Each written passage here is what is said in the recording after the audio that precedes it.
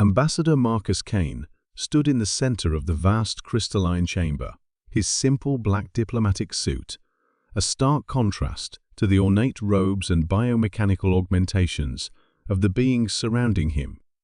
The Galactic Council's seat on Nexus Prime was a marvel of architecture, translucent walls that shifted colors with the emotions of its occupants, floating platforms that defied gravity, and holographic displays that showed the real-time status of 1,000 worlds.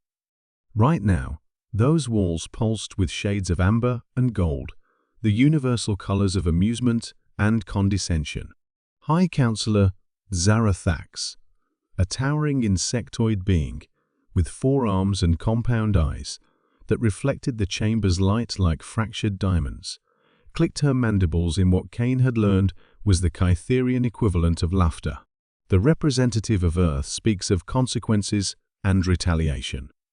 How quaint.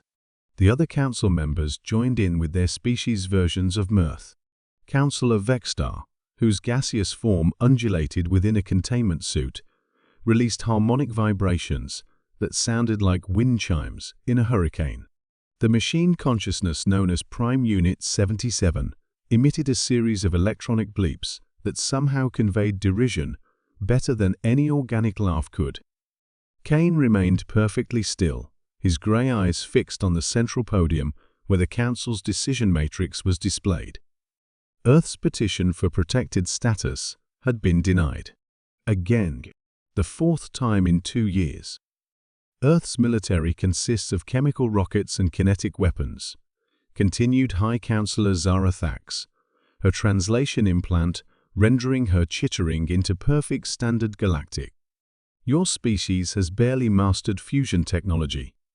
You request protection from the hegemony's expansion, yet what could you possibly offer in return? Councillor Britol, whose massive bulbous head housed a brain the size of a small vehicle, spoke in his species' characteristic monotone.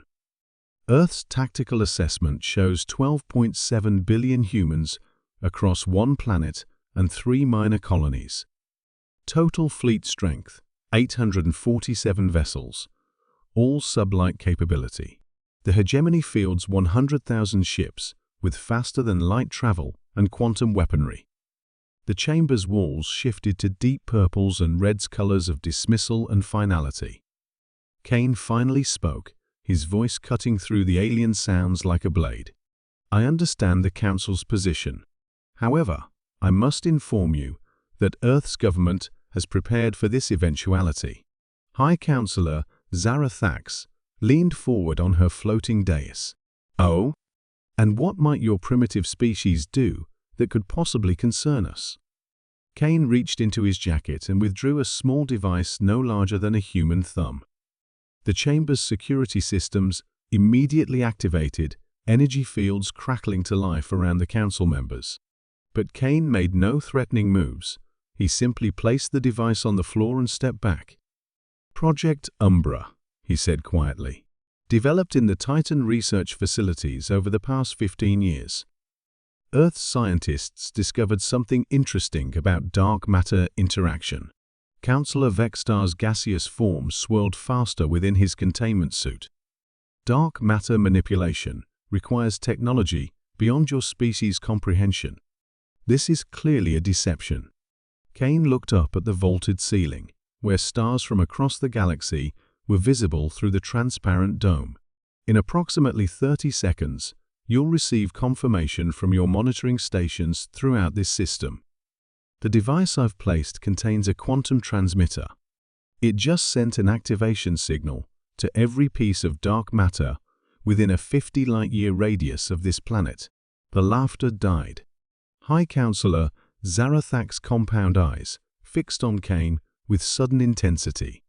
Impossible. Dark matter cannot be controlled or weaponized. It barely interacts with normal matter. That was humanity's first assumption too, Kane replied calmly, until Dr. Sarah Okafor discovered that dark matter responds to specific quantum frequencies when exposed to controlled gravitational fields. We've been seeding the galaxy with nanoscale dark matter manipulators for 3 years now. They're in the hull of every ship, embedded in every space station, integrated into every planet's core infrastructure. Councillor Bretal's massive brain pulsed visibly as he processed this information. You're claiming to have created some form of dark matter weapon network. Kane nodded. Not a weapon exactly. More like a switch. The first reports began coming in through the Council's communication networks. Monitoring stations across the Nexus system were detecting unprecedented dark matter activity. The invisible substance that made up most of the universe's mass was beginning to move in patterns that defied all known physics. Prime Unit 77's electronic voice carried new undertones of concern. Gravitational anomalies detected throughout the sector. All faster-than-light communication networks are experiencing interference. Kane watched as the chamber's walls began shifting to deep blues and grays, colors of fear and uncertainty among many species. Dark matter makes up 85% of all matter in the universe. It's everywhere, in everything, holding galaxies together through its gravitational effects. We've learned to make it responsive to our needs. Outside the crystalline chamber, the sky of Nexus Prime began to change.